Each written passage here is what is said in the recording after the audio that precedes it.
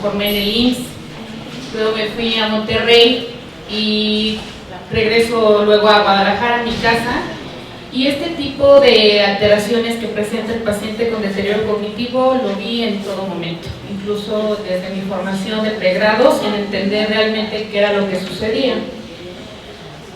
Vamos a ver un poquito acerca de las cifras, acerca de la epidemiología de este tipo de trastornos. Bueno, los síntomas de los psiquiátricos, así lo voy a reducir, se presentan hasta en el 75% de los pacientes con demencia. Lamentablemente nos hablan del avance de la enfermedad, nos hablan de etapas avanzadas y de que hay algo más que está deteriorando a este paciente. En algunos otros estudios que se han hecho en Estados Unidos, por ejemplo en del condado de Cache, hasta el 97% de los pacientes que tenían demencia presentaron síntomas de los psiquiátricos a lo largo de los 5 años que se les dieron seguimiento. Entonces eso nos habla del impacto de este tipo de síntomas, de trastornos que acompañan a un deterioro cognitivo. De un 30 a un 50% específicamente en pacientes con demencia por Alzheimer, bueno, presentar estos síntomas neuropsiquiátricos. Y bueno, aquí en un estudio que hicieron en el National Alzheimer Prevention Center, un estudio de 1808 autopsias cerebrales encontró que la apatía era el síntoma neuropsiquiátrico más prevalente. Y este alcanzaba incluso lo relacionaban con algunas alteraciones anatomopatológicas, donde se encontró que los pacientes que tenían esclerosis hipocampal abarcaban hasta el 80% de los casos de apatía.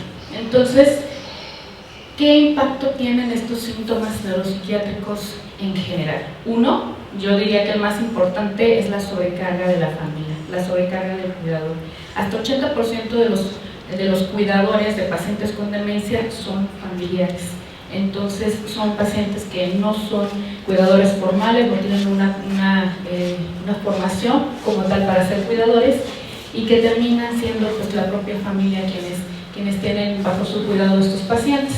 En cuanto a otro impacto, hablamos acerca de los costos. En cuanto vemos este estudio donde se comparó el costo total de pacientes con demencia en cuanto a pacientes que no presentaban síntomas neuropsiquiátricos en comparación con aquellos que sí. Si se fijan en la primera barra, en la primera 2 barras, aquí mencionan un costo total de $33,383, esto es en dólares estadounidenses, que aumenta el costo hasta $63,268,000.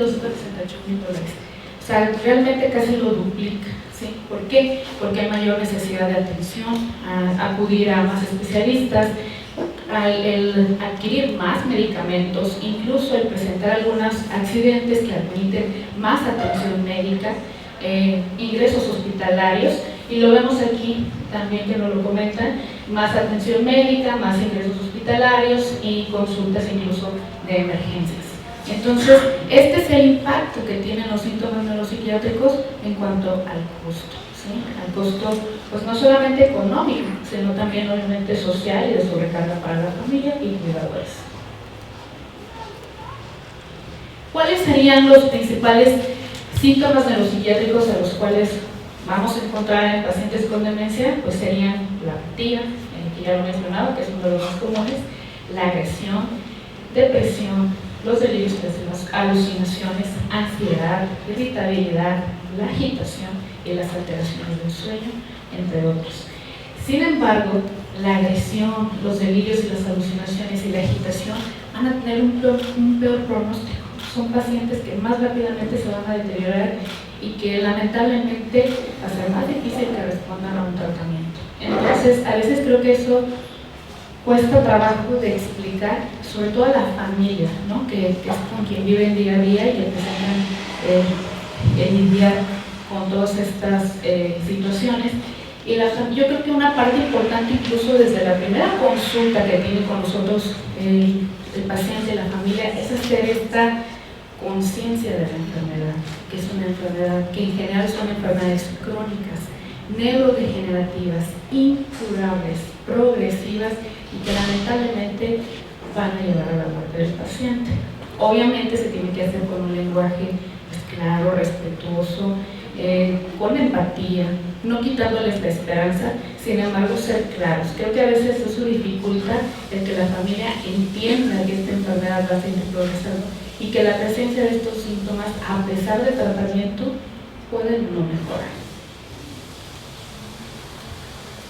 Y bueno, hay diferentes mecanismos. Creo que aquí estoy rodeada de maestros que explican pues, a fondo cuáles son los mecanismos, incluso los cambios estructurales que hay a nivel cerebral de una forma muchísimo más certera. Sin embargo, hay algunas descripciones acerca de, en este caso en específico, tomo un ejemplo acerca de la agitación, que es una de las cosas más comunes que presentan estos pacientes.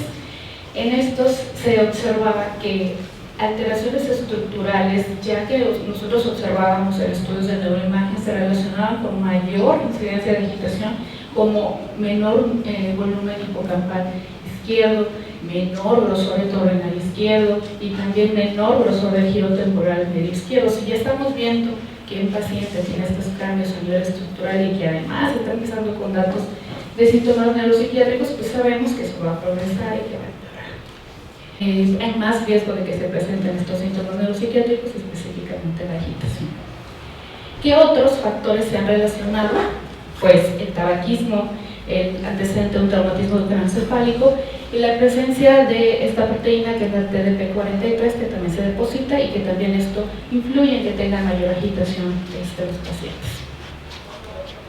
Hace un rato lo comentaba el doctor Ariel, el manejo no es solamente de una persona, el manejo es interdisciplinario.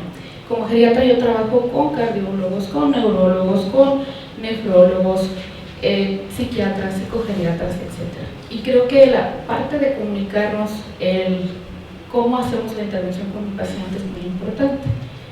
Yo respeto mucho a mis colegas, pero cuando no estoy de acuerdo en alguna intervención, hago un comentario para ver si podemos ajustarlo. En geriatría no vemos al paciente por su edad, lo vemos por sus características de envejecimiento, su capacidad funcional, su reserva, si el paciente es fit, si el paciente es prefrágil, si el paciente es frágil.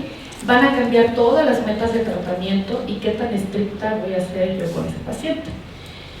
Siempre les pongo este ejemplo tanto a mis estudiantes de pregrado, a mis estudiantes de la especialidad, incluso a los familiares, y les comento, tengo dos pacientes, los dos tienen 80 años, los dos tienen neumonía, los dos, uno es fit, uno es frágil. Lamentablemente el que es frágil, esa neumonía probablemente va a llegar hasta hospitalizarse, incluso fallecer.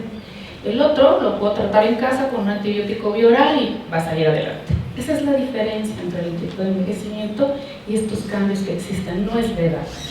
Y luego, en cuanto a qué tan estricta voy a ser a lo mejor con el control de su diabetes, ¿no? Si me voy a pegar a las guías y voy a ser súper estricta, dejarle todos los medicamentos posibles para que se controle eso con el fit, con el paciente que está robusto, que tiene buena reserva funcional, pero que el que es frágil lo tengo que adaptar.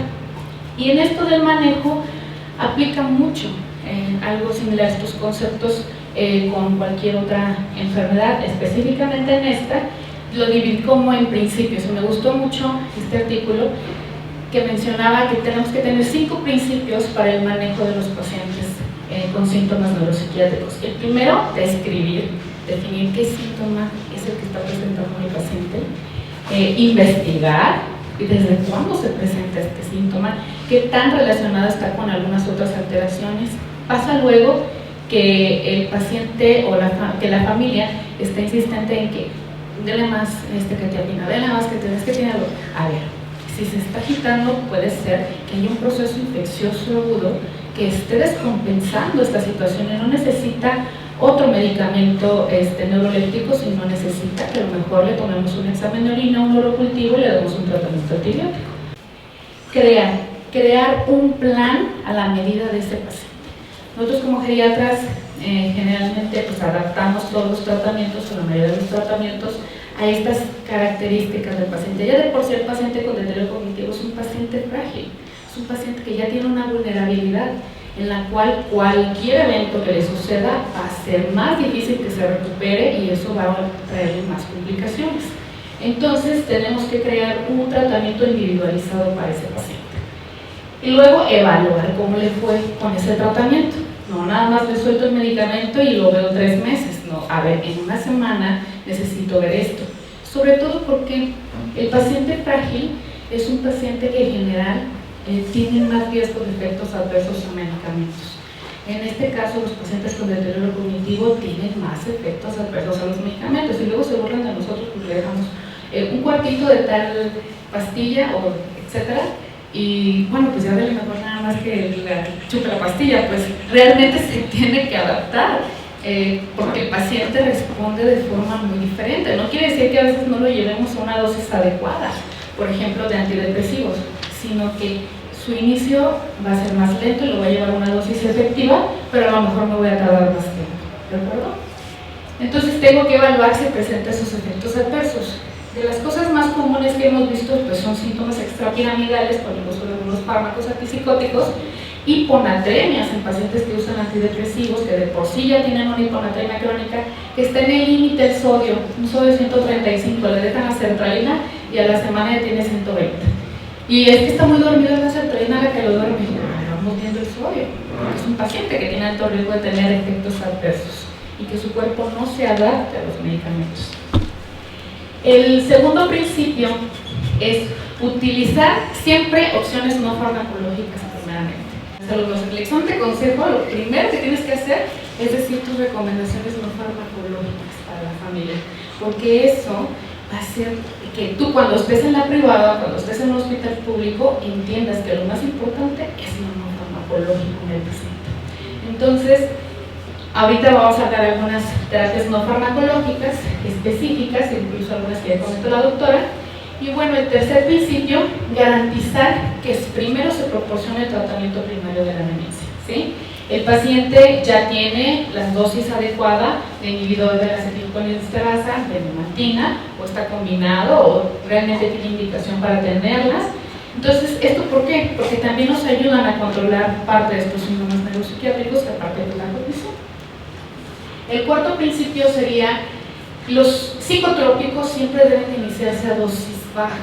Tenemos guías, nosotros en geriatría somos obsesivos de los fármacos, de la farmacología.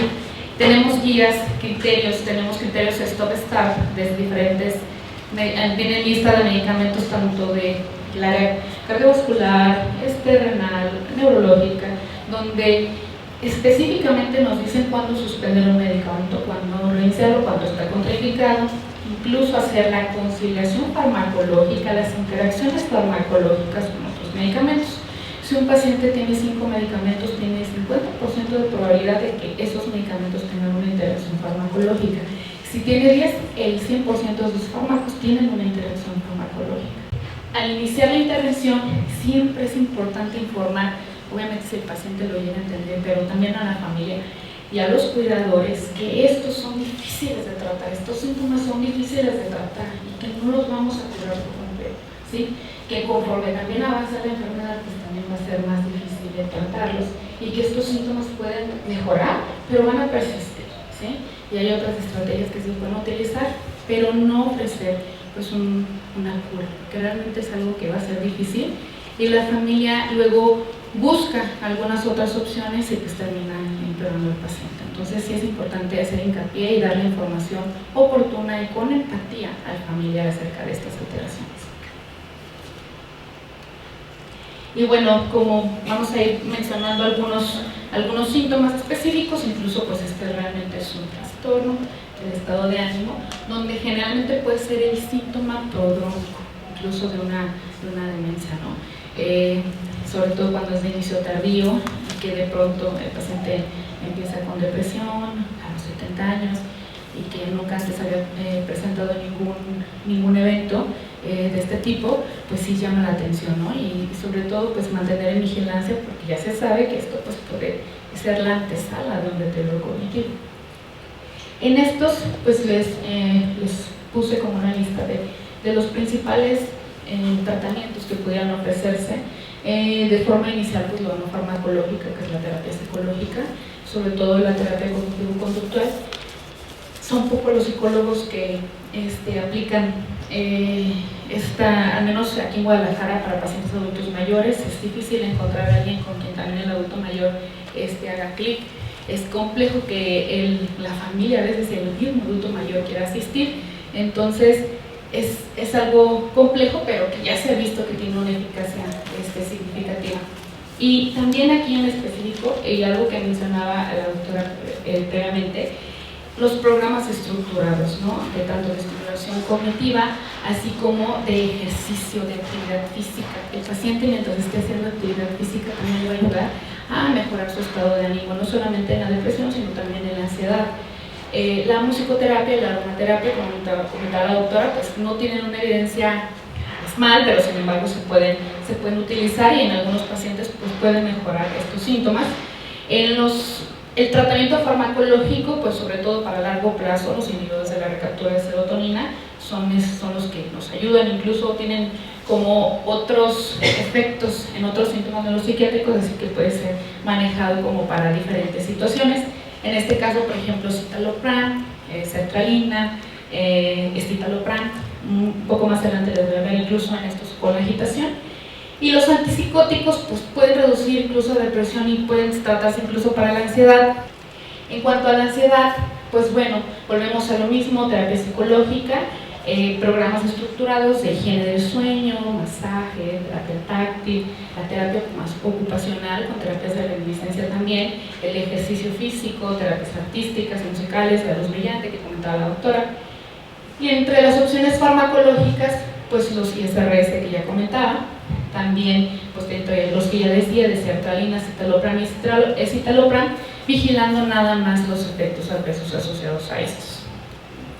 En cuanto a la agitación y la agresión, que son de las cosas que ya comentábamos que más impactan incluso en la sobrecarga del cuidador, pues tenemos algunos de los síntomas más frecuentes, incluso persistentes.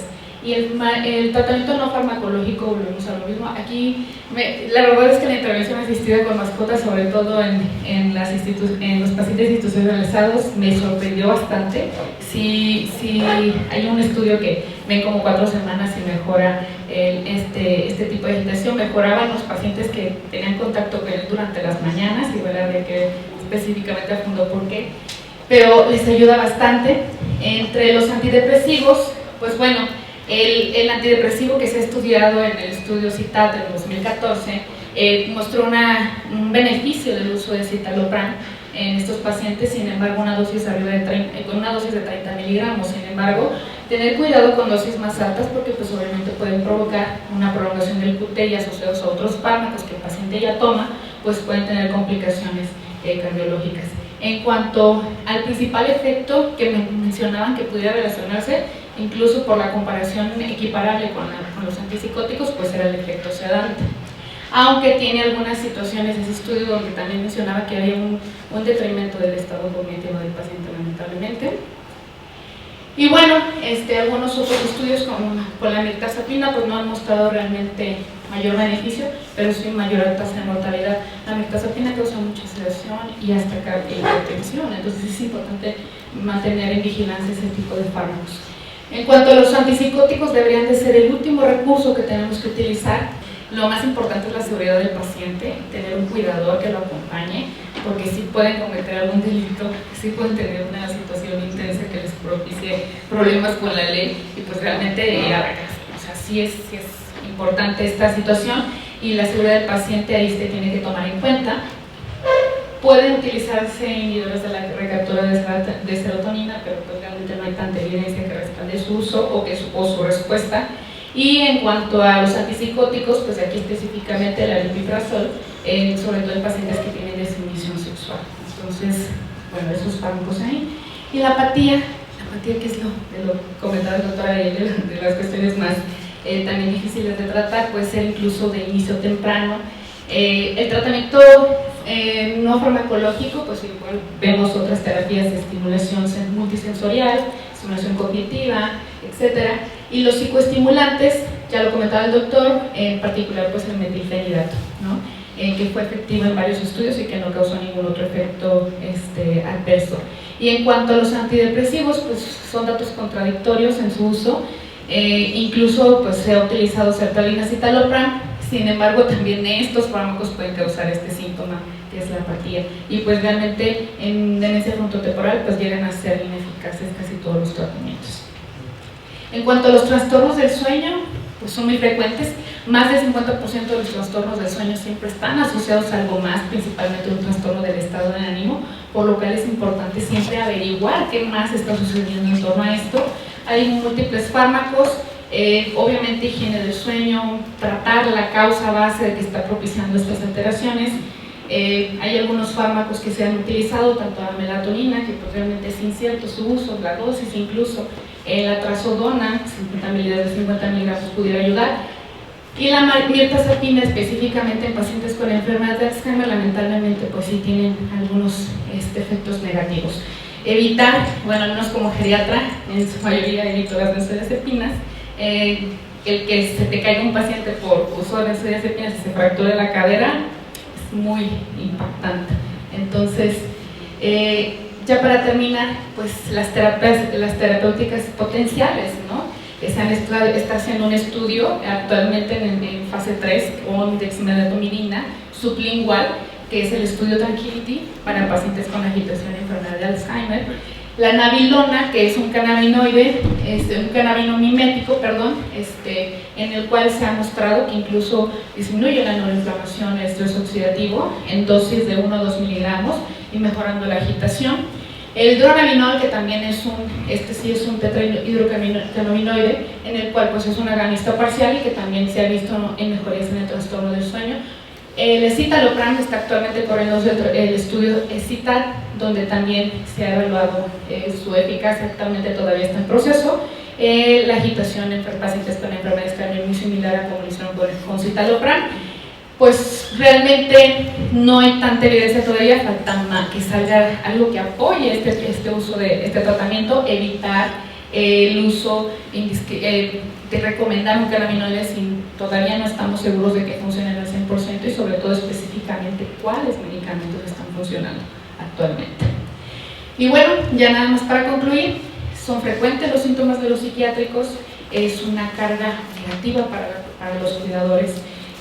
Un tratamiento adecuado pues va a ayudar a reducir la morbilidad, la sobrecarga del cuidador y el costo en la atención médica.